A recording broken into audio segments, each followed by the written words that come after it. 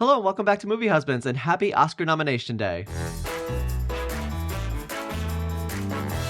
So if you're new to this channel, welcome. If not, you know what day it is because we are going to go over today's Oscar nominees and we're going to both react and discuss them. Not your typical reaction, but we're going to discuss what we thought was a snub, what we are excited about, and also we are going to say who we think we would like to win in each category. Yeah, so we'll focus more on who we would like to win rather than who we're predicting to win. Next Best Picture, Oscar expert, who are very, very good at predicting the winners. So we'll leave that to them. This is more just our Discussing thoughts. the movies, yeah, and talk about what we loved in the categories, what we wish was showing up in here, and the fun stuff. Yeah, the fun stuff.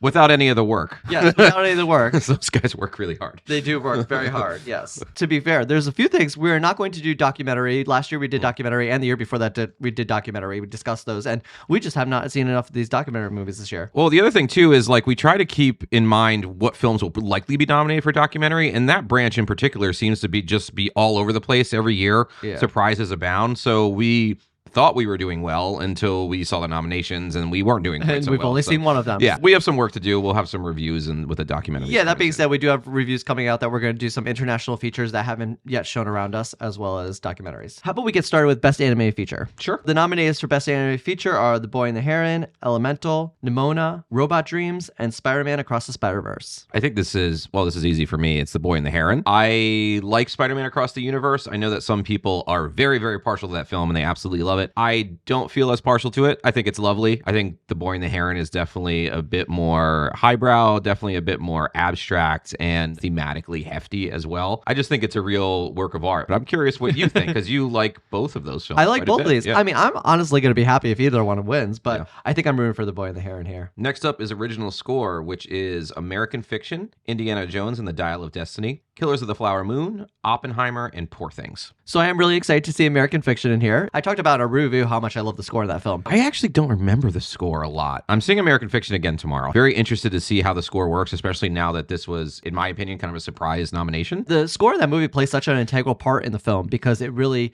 guides you through these emotional moments to these really funny moments. Definitely a high wire act with tone, as we talked about in our review. So I'm sure that the score does a good job of kind of fusing that together, but I'm interested to pay attention to it the second time. That being said, my favorites in this category are Oppenheimer and Poor Things. I think Poor Things has such a quirky score, so I think I would love to see it get the win here, but I do think Oppenheimer might win. Yeah, I think Oppenheimer's probably going to win. It's a great score. I can't really take issue with that, and obviously that's so integral to the film as well. Poor Things, he's a first-time nominee. We got to see him talk at the New York Film Festival. Really interesting guy, very interesting score. It starts very dissonant and discordant, and then it gets a bit more kind of normal type film score towards the end. Also tracks the way that Bella is developing herself and the score is developing with her in a sense. So I think that's really interesting. I don't understand why Indiana Jones is here. I guess it's here because John Williams, who's amazing. Everybody loves John Williams, but I don't think that needed to be here. And my main snub, and I know you're going to disagree with me, is the Zone of Interest, which I know only has about 10 minutes of total score, but is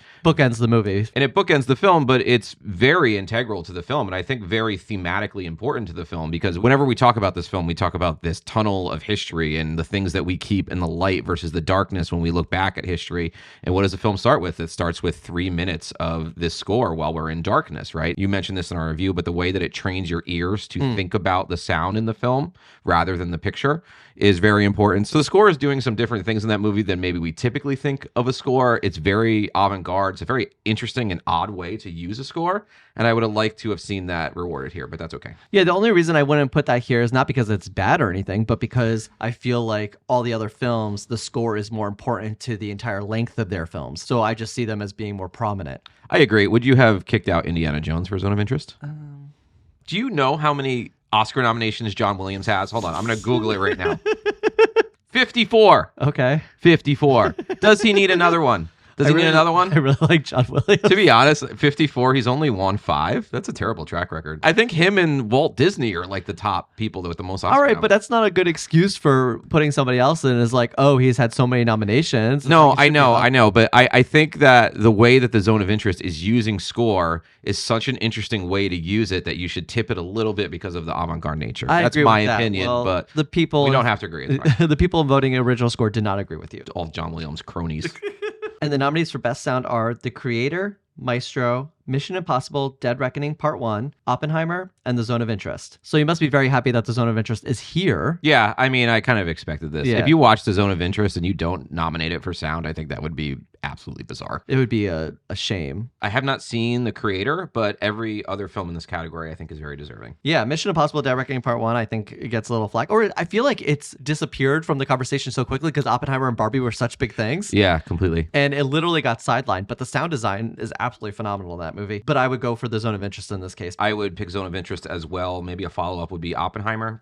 You can't discount how amazing the sound is. Oh, no, not at all. When you saw that in IMAX, you're just like, holy wow. Next up is visual effects. The nominees are The Creator, Godzilla -1, Guardians of the Galaxy Volume 3, Mission Impossible Dead Reckoning Part 1, and Napoleon. While I've not seen Godzilla -1, everybody raves about this movie. Oh, wait, you saw it. I did. Yeah. Yeah. So great visual effects. I would love if it won. That'd be my personal pick in the category. I wouldn't be mad at any of the others, though. Again, I haven't seen The Creator, but I have seen the trailer, and the visual effects look good. Since I haven't seen Godzilla -1, I would probably go with Guardians of the Galaxy Volume 3 or Mission Impossible in this case. From here, we're going to head on to Best Film Editing, and the nominees are Anatomy of a Fall, The Holdovers, Killers of the Flower Moon, Oppenheimer, and Poor Things. What's The Holdovers doing here? If anyone remembers the film editing in The Holdovers and there's something distinct about it that I'm not taking into account, please comment because I don't know why that's here. I think the other four nominees are very deserving, especially Anatomy of a Fall. The way we talk about editing that has to do a lot with structure and structure of story and cuts and that sort of thing, but you also craft performances. So you have to imagine that Sandra Huller had a variety of different takes with which that she did the most important scenes in the movie. So in order to craft that performance of full ambiguity, the editor and the director are very major parts of that. I think that film really deserves an editing nomination, not only for crafting those performances, but also for its story structure. So I really appreciated that. Yeah, and the filming style of Anatomy of a Fall has a lot of these little quirky moments where the camera either breaks the fourth wall in a certain way. Yes. Things that you don't really expect that are jarring and take you out of the movie in a good way. And I find that the editing has a lot to do with that. Oppenheimer may be the award of like the most editing. It has an insane story structure. It's jumping around. Things are exploding. There are things in his head that they're showing, raindrops everywhere, symbols, motifs.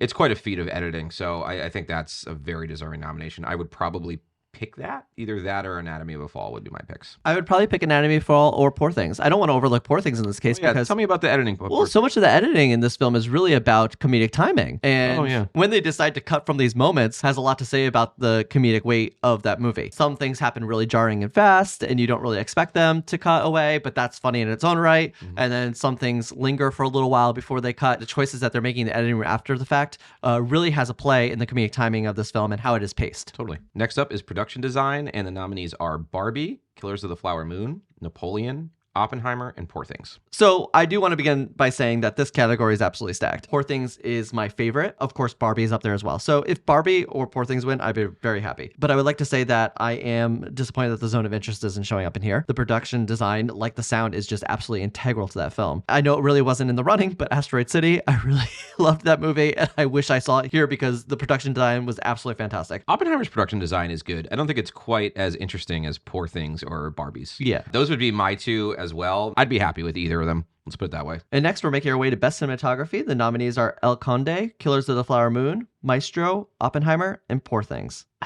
I don't know. I don't love this category. You don't love this category? No, I like it. Explain to me why. I think Maestro might actually have the most interesting cinematography here, but I think Maestro's cinematography is too showy and too overdone that I don't really want to reward it. I think there's quite a bit of technical skill that took to achieve a lot of what's There are some going on in that absolutely movie. stunning shots in that movie. There are. Memorable shots. There absolutely are. Poor Things is an interesting choice because, he loves his fisheye lens and he cuts to these different lenses that he's using and it has this kind of odd effect that would be kind of fun to reward in cinematography. I actually think, oddly, Killers of the Flower Moon might be my pick. There's a lot of really great, just singular Martin Scorsese shots in that film. I would personally go for Poor Things here because I think it's even more showy about cinematography because of all the different lens changes and all the different equipment that's on view. It's clearly on display for us. Mm-hmm. I just love the way he takes all these different unique things and puts them together in a seamless way. This may seem like a little odd. I don't want to just keep talking about the Zone of Interest all the time, but I do think that would have been a worthy nominee here. It's actually very interesting the way that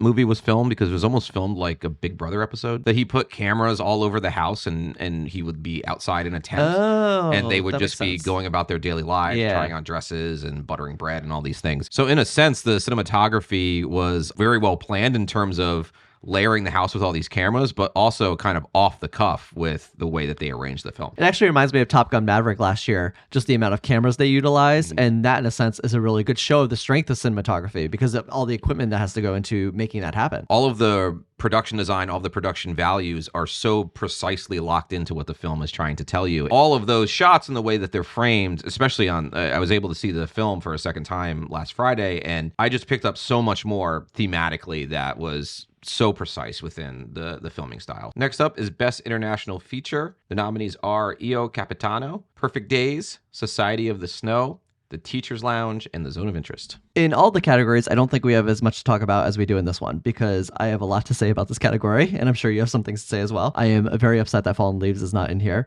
That is considered a snub for me. So also a movie that was quite expected was The Taste of Things, which did not show up here, which is something we haven't seen yet. Also, Perfect Days is a surprise because that wasn't really performing well in other award ceremonies, so it's nice to see here. One of my most anticipated films that I have not seen yet from 2023. Society of the Snow, we have not made a review of. I'm interested in talking a little bit briefly about that because this was a film we actually could not finish watching. We did turn it off. We did. Turned it off. Oh, yeah. I actually fast forward just to see the end. Yeah. I just had so much anxiety. I could not get through this movie with the amount of anxiety from them eating their skin and eating the bodies and the way that the visual effects showed the crash happening and the clanging of the bones. And So is that good? I guess that shows filmmaking prowess, but I just had so much anxiety by it that I could not get through it. I didn't feel nearly as anxious as you. I did think that a lot of it was pretty grimy. I just didn't find the film that effective because it was just constantly pummeling you with the awfulness of the situation. And I realized that it was awful, but I think it almost became like weirdly salacious after a while. Almost like a glorification of the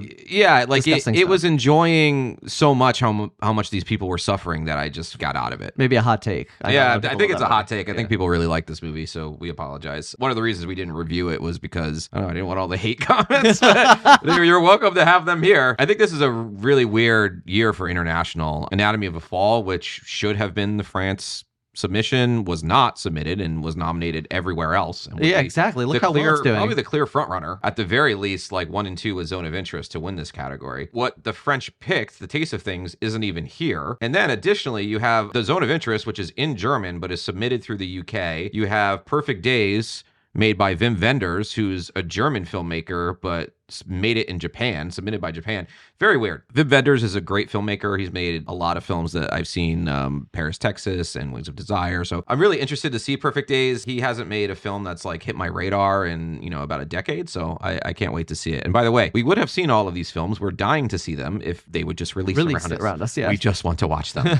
We would have watched them months ago if they were anywhere near us. Even an hour away, we would go. Next up, we have Best Original Screenplay. The nominees are Anatomy of a Fall, The Holdovers, Maestro, May December, and Past Lives. I'm very happy May December is here. It's its sole nomination, and I think its screenplay is one of its best attributes. Again, kind of similar to Anatomy of a Fall, it's a film that's written so ambiguously that there's so much to talk about, there's so much to dive into. Past Lives, great screenplay. Great screenplay. So I think I would be between Past Lives, May December, and Anatomy of a Fall. I would give the edge towards Past Lives, I guess, because I'm not sure it's going to win anywhere else, and I think that is a completely worthy screenplay. But I'm very happy for Sammy Birch, who wrote May December, because it's her first screenplay. So that's really, really cool to not only the achievement of writing such a great screenplay, but also to be nominated for an Oscar in your first go around is pretty awesome. Yeah, both of those are very subtle screenplays. I love to see those recognized over more bombastic screenplays because I find those maybe a little bit easier to write. Yep. As much as I love Anatomy of a Fall and I would be completely happy if it won, I think I'm rooting for Past Lives here. Best adapted screenplay, the nominees are American Fiction, Barbie, Oppenheimer, Poor Things, and The Zone of Interest. So I don't know if you would consider it a snub, but Killers of the Flower Moon is not here. Yeah, we thought that it was like 5 locks here. Zone of Interest had like an outside chance of getting in, but I'm really surprised it came in at the expense of Killers.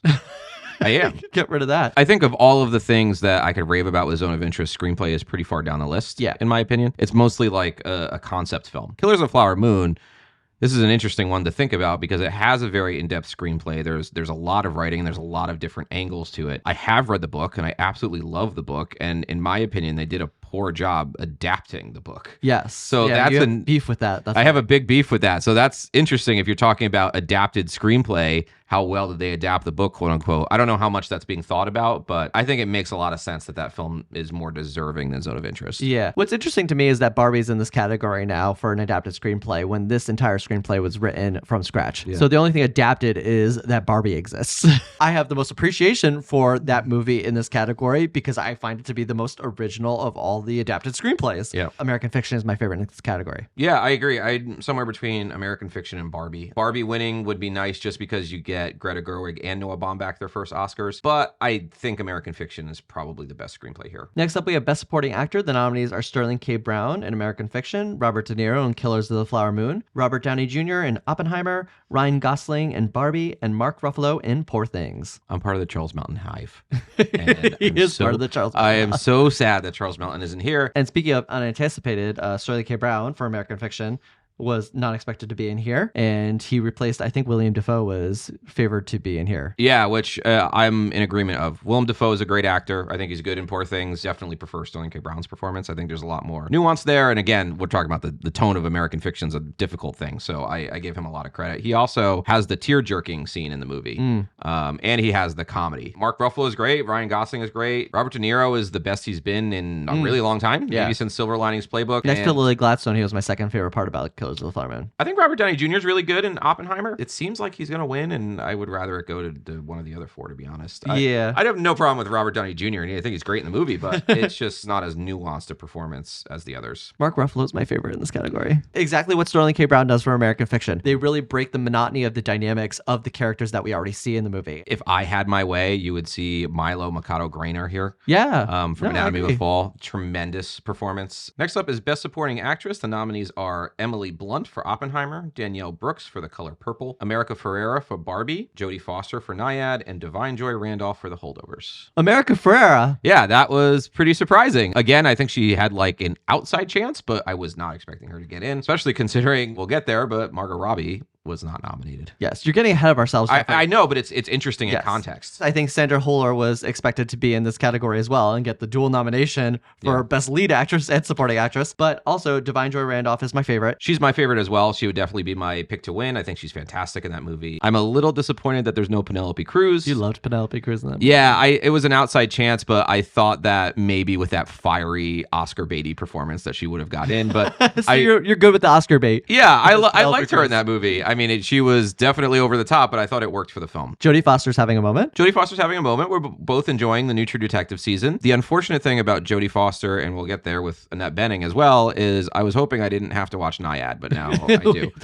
There's something about the posters, just like angry people looking out at the sea and goggles. I don't know. I'm not into it, but I'm gonna watch it. And moving on, we're heading to Best Actor. The nominees are Bradley Cooper in Maestro, Coleman Domingo in Rustin, Paul Giamatti in The Holdovers, Cillian Murphy in Oppenheimer, and Jeffrey Wright in American Fiction. So I feel like this is a pretty good category. Perfectly fine with Leo being snubbed, frankly. Same. Yeah. I think Leo's a great... Oh my God, I said that with like such a... Leo's a great actor, but I think he's the weakest part of Killers of the Flower Moon. It's just such a mannered performance, and I'm not sure what he's doing in that movie. I know that's a hot take. I think Jeffrey Wright is amazing. Cillian Murphy's amazing. Paul Giamatti is amazing. Bradley Cooper's amazing. Coleman Domingo has been amazing in a lot of films, so I'm glad that he was rewarded with an Oscar nomination. Do you think Paul Giamatti's going to take it after the possible Globes? I think it's Cillian Murphy. Okay. Yeah, I think Cillian Murphy's going to take it, and he's close to my favorite, maybe tied with Jeffrey Wright. Same. I was going to say either Cillian Murphy or Jeffrey Wright. I'd be completely happy. I think a little bit more to Jeffrey Wright just because I enjoyed American Fiction a little bit more than Oppenheimer in the end. And he has to sell the psychology of the situation, Cillian Murphy, and he does an amazing job. And it's a 3-hour film that just breezes by, and a lot of that has to do with his performance. Yeah, and I think the difference for me is that that's a little bit more, his performance, Cillian Murphy's performance in Oppenheimer is a little bit more methodical and mathematical. Yeah, agreed. For me, I just personally vibe with Jeffrey Wright's character because it has a little bit more emotion. There's a great arc in his character, the way that he changes over the course of the movie. Yeah, and I love the way he says, "F off, Philip." It's like, you've always been a douche, Philip. Andrew Scott, I think, would have been a worthy nominee. Oh, I completely agree. All of Us Strangers. I think he was terrific in that film. Teo Yu. Yes. From Past Lives. Again, very subtle, very lived-in performance. I kind of understand why it wasn't here because they don't tend to go for performances like that, but I think that would have been worthy. Next up is Best Actress. The nominees are Annette Bening for Nyad, Lily Gladstone for Killers of the Flower Moon, Sandra Hüller for Anatomy of a Fall, Carey Mulligan for Maestro, and Emma Stone for Poor Things. Like we just said, Nayad is having a moment with acting, and Annette Bening being here was definitely a shock to, I think, a lot of people. Two of the biggest snubs in this category are Margot Robbie and Greta Lee. I think they really deserve to be here. I think Margot Robbie, she absolutely has to carry the entirety of Barbie on her shoulders. And I know Ryan Gosling got it for supporting actor, but it's crazy to see the recognition that Barbie gets in all these categories, and she's not even here. I agree. It's odd. She did get her nomination because she's a producer on Barbie, but I think her acting should have been rewarded. And Greta Lee, I'm just entirely sad about. Yeah, I mean, we only have 5 spots here, so who would we bump? Carey Mulligan's great in Maestro, but I don't feel as partial to that performance as I do Greta Lee's. Same, yeah. And next up is Best Director. The nominations are Jonathan Glazer for The Zone of Interest, Yorgos Lanthimos for Poor Things, Christopher Nolan for Oppenheimer, Martin Scorsese for Killers of the Flower Moon, and Justine Triet for Anatomy of a Fall. Justine Triet. Yeah. I am so excited that she showed up here in this category. I think everything else is pretty much as expected. I am just so over the moon that she got in here. Love all these other directors. I mean, honestly, if any of them won, I wouldn't be disappointed except Martin Scorsese. And that might be a hot take. Martin Scorsese is a great director. He won for The Departed, which is like not one of his best films. We have Jonathan Glazer here. Jonathan Glazer was like my, if this doesn't happen, I'm going to lose my mind nomination. So I'm really glad Jonathan Glazer has made 4 tremendous films. He's never been nominated for an Oscar, and now he has 2 nominations. We're taking for granted, I think, how avant-garde of a film The Zone of Interest is. And this is not a film that I think maybe even 5 years ago that the Oscars would have looked at. This would have been like, it's my favorite film of the year, and I'm screaming about how it's not going to get any Oscar nominations. It's really interesting how diversified the Academy is now that this film is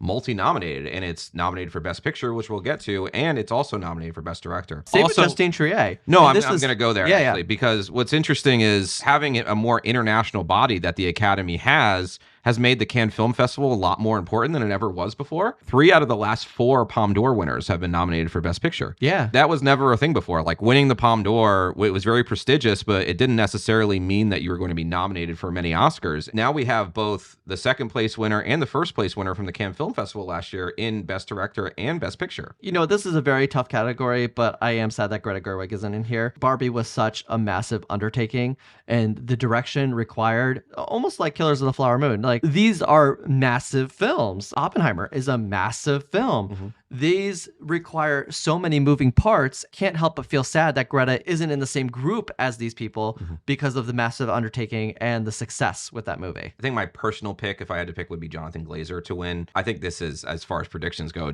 like Christopher Nolan. I think Christopher Nolan has had this since mid-July. Yeah. Not a bad thing, not unfortunately. I know he really deserves it. He deserves it. I think in a lot of ways, Oppenheimer may be his greatest achievement as a director. And last but not least, we have Best Picture. The nominees are American Fiction, Anatomy of a Fall, Barbie, The Holdovers, Killers of the Flower Moon, Maestro, Oppenheimer, Past Lives, Poor Things, and The Zone of Interest. This is the Best Picture lineup maybe in my lifetime. I agree with that. I went back to like 2007 because I remember 2007 was a great movie year, and there was 3 really great movies in Best Picture. But ever since they've been doing 10 nominees or say like 7+ nominees, how it usually goes is there's 2 movies that I don't like at all. There's 4 movies that I think are decent, and then there's like 3 to 4 movies I think are really good to great. Even I think we did a Best Picture ranked last year, and the first 4 we were like, we're kind of whatever on these movies, and then 6 through 1 we were like, okay, we really like these far more. Usually there's a lot of fat here. I don't see a lot of fat here at all. I think we have reviewed all of these movies, but everything here is a B+ or above. Yeah, everything is very deserving here. Maybe the weakest film is Maestro, but even that, I think there's a lot to like about Maestro. My personal pick... It'd probably be The Zone of Interest, wouldn't it? Yeah, it'd probably be The Zone of Interest. And mine would be Past Lives. Well, that makes sense. Yeah. So I want to give an update that I said that if I saw Zone of Interest again, it may be my favorite movie of the year. I still don't know. I don't know. I've seen Pacifiction like 7 times, and I've only seen Zone of Interest twice. I can't stop thinking about that movie, but something about putting it, I can't. I don't know. I don't know yet. Okay, we get you're conflicted. I'm very conflicted. So wrapping up, do you think you have any general thoughts about the nominees this year? I think this is a really good Oscar year. If anything, there weren't any completely out of left field surprises. And sometimes that makes it a little boring for us Oscar prognosticators. Everybody that was a surprise, like a Justine Triet, was still number 6 or 7 in predictions. You know, it wasn't something that was crazy, like Brian Tyree Henry. That was something that seemed like nobody saw coming and was just like, whoa, okay. Even with the predictability of it, it's hard to be mad at this lineup. Is there somebody that you would want to win out of all the categories that would be your favorite win? Well, I think the last time I flew off the couch was when Bong Joon-ho won. Yes. Because it was expected that Sam Mendes was going to win, and it was that last minute surprise, and that was just amazing because that was what I wanted. Glazer winning for director or Sandra Huller winning for Anatomy of a Fall would be my two fly off the couch moments. Okay, my fly off the couch moment will be if Celine Song wins for screenplay. And that's it for our discussion on this year's Oscar nominees. Let us know in the comments what were your favorite snubs and surprises. As always, thank you guys for watching, and we'll see you next time.